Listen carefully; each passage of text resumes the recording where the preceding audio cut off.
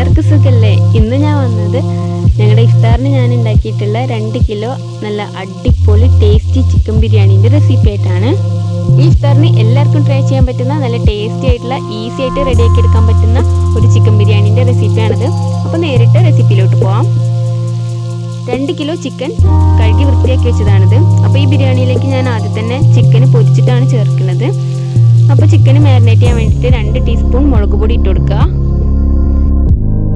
ഇനി ഇതിലേക്ക് 1/2 ടീസ്പൂൺ മഞ്ഞൾപ്പൊടി ഇട്ട് കൊടുക്കുക. ഇനി അടുത്തായിട്ട് 1 ടീസ്പൂൺ മല്ലിപ്പൊടി, ഇനി 1/4 ടീസ്പൂൺ ഗരം മസാല. ഇനി നല്ലൊരു കളർ കിട്ടാൻ വേണ്ടിയിട്ട് 2 നുള്ളി റെഡ് ഫുഡ് കളർ ചേർക്കുക. ഇനി ഇതിലേക്ക് ആവശ്യത്തിനുള്ള ഉപ്പും കൂടി ചേർത്തിട്ട് നന്നായിട്ട് മസാല പിടിക്കുന്ന വരെ ഒന്ന് കുഴച്ചെടുക്കുക. എന്നിട്ട് ഇത് റെസ്റ്റ് ചെയ്യാൻ വേണ്ടി വെക്കണം. അപ്പോൾ ഞാനിവിടെ നെയ്ച്ചോറ് വെക്കുന്ന വരെയാണ് റെസ്റ്റ് ചെയ്യാൻ വേണ്ടി വെച്ചത്. ബിരിയാണിയിലേക്ക് വേണ്ടിയിട്ടുള്ള 2 കിലോ റൈസാണിത്. അതിനെ നന്നായിട്ടൊന്ന് കഴുകിയെടുക്കുക. ഇനി നെയ്ച്ചോറ് റെഡിയാക്കാൻ പോവാണ്. അതിനായിട്ട് ഞാനിവിടെ വിറകടുപ്പാണ് കത്തിച്ചത്. എന്നിട്ട് വലിയതുപോലത്തെ ഒരു ചെമ്പട്ടി വെച്ചെടുക്കുക. കാരണം 2 കിലോ വെക്കുന്നുണ്ടല്ലോ. അപ്പോൾ ഇങ്ങനെ ചെമ്പട്ടി വെച്ചെടുത്തിട്ട് അത് ചൂടാവുമ്പോൾ ഞാനിവിടെ സൺഫ്ലവർ ഓയിലും നെയ്യുമാണ് ചേർക്കുന്നത്. അത് രണ്ടും ഒരേ അളവിലാണ് ചേർത്തത്. 3 ടീസ്പൂൺ സൺഫ്ലവർ ഓയിലും 3 ടീസ്പൂൺ നെയ്യാണ് ചേർത്തത്. ഞാൻ പൊതുവേ ബിരിയാണി ഉണ്ടാക്കുമ്പോൾ അധികം ഓയിലി ആവാറില്ല. അപ്പോൾ നിങ്ങൾക്ക് കുറച്ചുകൂടെ വേണമെങ്കിൽ കുറച്ചുകൂടെ ചേർക്കാം. ഇനി സവാള ഒന്ന് ഫ്രൈ ചെയ്തെടുക്കണം. അപ്പോൾ ഇത് വലിയൊരു സവാള നല്ല ചെറുതാക്കി അരിഞ്ഞു വെച്ചതായിരുന്നു. ഇത് ഇതിലേക്ക് ഇട്ടിട്ട് നന്നായിട്ടൊന്ന് ഫ്രൈ ചെയ്തെടുക്കാം. ഇപ്പോൾ സവാള ഒരു ഗോൾഡൻ കളറായിട്ട് വരുന്നുണ്ട്.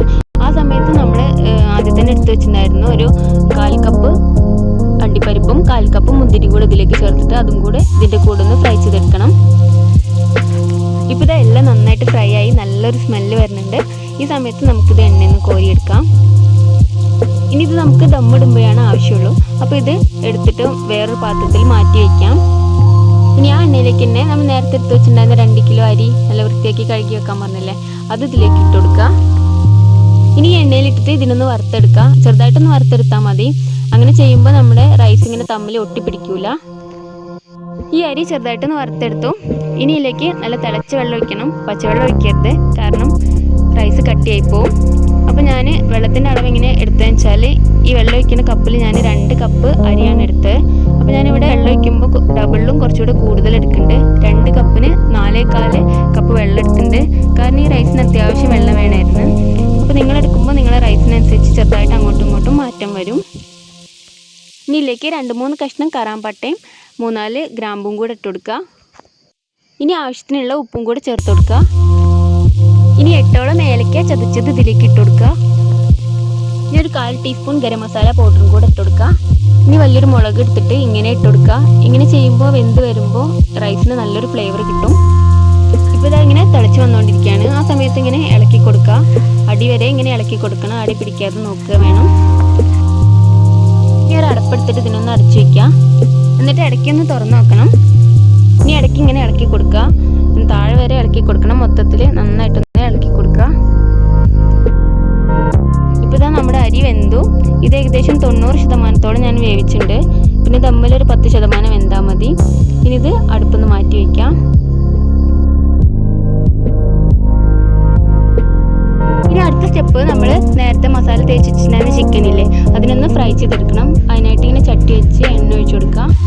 ഇപ്പോൾ എണ്ണ നന്നായിട്ട് ചൂടായി. ഇനി ഓരോ ചിക്കനായിട്ട് ഇട്ടിട്ട് നന്നായിട്ടൊന്ന് ഫ്രൈ ചെയ്തെടുക്കുക.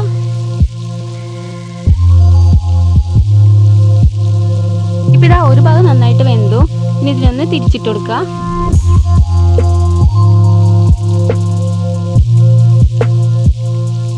ഇപ്പോൾ ഇതാ 2 ഭാഗവും നന്നായിട്ട് ഫ്രൈ ആയി. ഇനി ഇതിനെ എണ്ണയിൽ നിന്ന് കോരുക. ഇതുപോലെ തന്നെ ബാക്കിയുള്ള ചിക്കനും കൂടെ നന്നായിട്ട് ഫ്രൈ ചെയ്തെടുക്കുക. ഇനി അടുത്തായിട്ട് നമ്മൾ മസാല റെഡിയാക്കാൻ പോവാണ്. അതിനായിട്ടൊരു 8-10 മീഡിയം സൈസിലുള്ള സവാള അങ്ങനെ അരിഞ്ഞു വെച്ചതാണിത്. മസാലക്കനുസരിച്ച് നിങ്ങൾക്ക് എടുക്കാം. ഇനി ഒരു 10 പച്ചമുളക്, വലിയ 2 കഷ്ണം ഇഞ്ചി, പിന്നെ 2 വലിയ വെളുത്തുള്ളി ഇങ്ങനെ തൊലി കളഞ്ഞാണ്. ഇതെല്ലാം കൂടെ മിക്സിൻ്റെ ജാറിലേക്ക് ഇട്ടിട്ട് ഒന്ന് അരച്ചെടുത്തിട്ട് വരാം.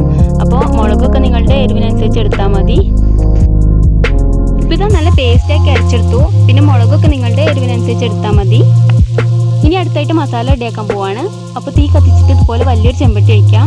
അപ്പോൾ ഞാൻ ഈ ചെമ്പട്ടി തന്നെയാണ് ദമ്മിടുന്നതും, അതുകൊണ്ടാണ് ഇത്ര വലിയ ചെമ്പട്ടി എടുത്തത്. എന്നിട്ട് അതിലേക്ക് ഒരു 3-4 ടീസ്പൂൺ സൺഫ്ലവർ ഓയിൽ ഒഴിക്കുക. ഇപ്പോൾ എണ്ണ നന്നായി നന്നായിട്ട് ചൂടായി. ഇനിയിലേക്ക് നമ്മൾ നേരത്തെ അരിഞ്ഞു വെച്ചിട്ടുണ്ടായിരുന്ന സവോള ചേർത്ത് കൊടുക്കുക. എന്നിട്ട് നന്നായിട്ടൊന്ന് ഇളക്കി കൊടുക്കുക. ഇനിയിലേക്ക് ആവശ്യത്തിനുള്ള ഉപ്പും കൂടി ചേർത്തിട്ട് ഒന്നും കൂടെ മിക്സ് ചെയ്യുക. ഇപ്പോൾ സവാള ചെറുതായിട്ടൊന്ന് വഴറ്റി. ഇനിയിലേക്ക് നമ്മൾ നേരത്തെ അരച്ച് വെച്ചിട്ടുണ്ടായിരുന്ന ഇഞ്ചിൻ്റെയും വെളുത്തുള്ളിൻ്റെയും മുളകിൻ്റെയും പേസ്റ്റില്ലേ, അത് ഇതിലേക്ക് ചേർത്ത് കൊടുത്തിട്ട് ഒന്നും കൂടെ ഇളക്കുക.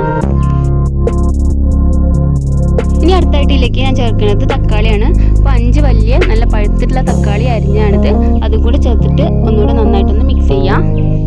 ഇപ്പോൾ തക്കാളി ചെറുതായിട്ട് വഴറ്റി. ഇതിലേക്ക് കുറച്ച് പുതിനയില, പിന്നെ ഈ ബൗൾ നിറയെ മല്ലിയില, പിന്നെ കുറച്ച് കറിവേപ്പിൻ്റെ ഇലയും കൂടെ ചേർത്ത് കൊടുക്കുക. എന്നിട്ട് ഒന്നും കൂടെ ഒന്ന് ഇളക്കി കൊടുക്കുക. ഇനി അടുത്തായിട്ട് അര കഷ്ണം നാരങ്ങേൻ്റെ നീരും കൂടെ ഇതിലേക്ക് ചേർത്ത് കൊടുക്കുക. ഇനി 4 ടീസ്പൂൺ തൈര് ചേർത്ത് കൊടുക്കുക.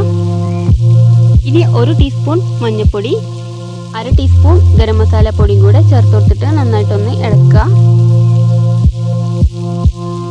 ഇനി അടുത്തായിട്ട് 1 ടീസ്പൂൺ വലിയ ജീരകം ചതച്ച് വെച്ചും കൂടി ചേർത്ത് കൊടുത്തിട്ട് നന്നായിട്ടൊന്ന് വഴറ്റുക. ഇപ്പോൾ നമ്മുടെ മസാല റെഡിയായി. ഇനി ഇതിലേക്ക് നമ്മുടെ നേരത്തെ ഫ്രൈ ചെയ്ത് വെച്ചിട്ടുണ്ടായിരുന്ന ചിക്കനില്ലേ, അതുകൂടെ ഇതിലേക്ക് ചേർത്ത് കൊടുത്തിട്ട് മസാല നന്നായിട്ട് അതിലേക്ക് കോട്ടാവണ വരെ ഒന്ന് ഇളക്കി കൊടുക്കുക. ഇനി മസാലയൊക്കെ ഇറച്ചിയിൽ നന്നായിട്ട് പിടിക്കാൻ വേണ്ടിയിട്ട് ഒന്ന് അടച്ചു വെച്ചിട്ട് നന്നായിട്ടൊന്ന് വേവിക്കുക. ഇപ്പോൾ ഇതാ തുറന്നു നോക്കാം. ഇപ്പോൾ ഇറച്ചിയിൽ മസാലയൊക്കെ നന്നായിട്ട് പിടിച്ചിട്ടുണ്ട്. ഇപ്പോൾ നമ്മുടെ മസാലയും റെഡിയായി. ഇനി അടുത്തായിട്ട് നമ്മൾ ദമ്മ് റെഡിയാക്കാൻ പോവാണ്. അതിനായിട്ട് നമ്മൾ നേരത്തെ വേവിച്ച് വെച്ചിട്ടുണ്ടെന്ന് നെയ്ച്ചോറില്ലേ, അതിനിങ്ങനെ ഒരു പ്ലേറ്റ് എടുത്തിട്ട് ഒന്ന് ഇളക്കി കൊടുക്കുക. എന്തെങ്കിലും കട്ടയൊക്കെ ഉണ്ടെങ്കിൽ പോകാൻ വേണ്ടിയിട്ടാണ്. എന്നിട്ട് ഇങ്ങനെ എടുത്തിട്ട് ആ മസാലേൻ്റെ മേലെ ഇങ്ങനെ ഒന്ന് വെതറി കൊടുക്കുക. അപ്പോൾ ഇങ്ങനെ വലിയ പ്ലേറ്റ് എടുത്തിട്ട് ചെയ്യുകയാണെങ്കിൽ നമുക്ക് ഈസി ആയിട്ട് ചെയ്തെടുക്കാൻ പറ്റും. അപ്പോൾ ഞാനിവിടെ 2 ലെയറായിട്ടാണ് സെറ്റ് ചെയ്യണത്. ഇത് ഫസ്റ്റ് ലെയറാണ്. ഫസ്റ്റ് ലെയർ കുറച്ചുകൂടെ ഇങ്ങനെ നെയ്ച്ചോറ് ഇട്ട് കൊടുത്തിട്ട് ഇങ്ങനെ ലെവൽ ചെയ്ത് കൊടുക്കുക. ഫസ്റ്റ് ലെയർ റെഡിയായി. ഇനി അതിൻ്റെ മേലെ മല്ലിയില അരിഞ്ഞത് കൂടി ചേർത്ത് കൊടുക്കുക. ഇനി അതിൻ്റെ മേലെ ഒരു 1/4 ടീസ്പൂൺ ഗരം മസാല പൊടി ഇങ്ങനെ വിതറി കൊടുക്കുക. ഇനി അതിൻ്റെ മേലെ 1 ടീസ്പൂൺ നെയ്യ് ഇങ്ങനെ തൂവി കൊടുക്കണം.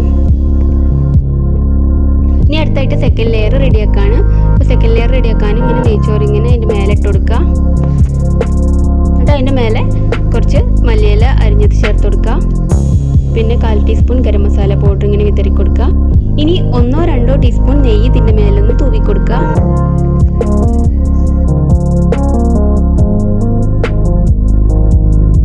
ഇനി ഏറ്റവും മേലെയായിട്ട് നമ്മൾ നേരത്തെ ഫ്രൈ ചെയ്ത് വെച്ചിട്ടുണ്ടായിരുന്ന ഉള്ളി, അണ്ടിപ്പരിപ്പ്, മുന്തിരിയൊക്കെ ഇല്ലേ, അതുകൂടെ ഇതിൻ്റെ മേലെ ഇങ്ങനെ സ്പ്രെഡ് ചെയ്ത് കൊടുക്കുക. നമ്മളിങ്ങനെ ചെയ്യുന്ന എന്തിനാണെന്ന് വെച്ചാൽ നമ്മൾ ബിരിയാണിക്ക് നല്ലൊരു ഫ്ലേവറും നല്ലൊരു സ്മെല്ലും കിട്ടാൻ വേണ്ടിയിട്ടാണ്. അപ്പോൾ നമ്മൾ ദമ്മ് തുറക്കുമ്പോൾ തന്നെ നമുക്ക് അറിയാൻ പറ്റും. ദമ്മിടാൻ വേണ്ടിയിട്ട് വലിയൊരു അടപ്പെടുത്തിട്ട് അടയ്ക്കുക. അപ്പോൾ വെയിറ്റിന് വേണ്ടി ഞാനിവിടെ ഒരു ചെമ്പിൽ ഇങ്ങനെ വെള്ളം നിറച്ചിട്ട് അതിൻ്റെ മേലെ വെക്കുകയാണ്. എന്നിട്ട് 1 മണിക്കൂർ ഇങ്ങനെ ദമ്മിലിട്ട് വെക്കണം. ആ സമയത്ത് വിറകൊന്നും കത്തിക്കേണ്ട, ആ കനലിൽ തന്നെ മതി.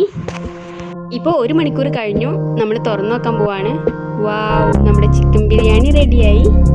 ഇതാ നമ്മുടെ കിഡിലൻ ചിക്കൻ ദം ബിരിയാണി റെഡിയായി. ഇത് തുറന്നപ്പോൾ തന്നെ നല്ലൊരു സ്മെല്ല് മൂക്കിലേക്ക് ഇങ്ങനെ അടിച്ച് കയറി.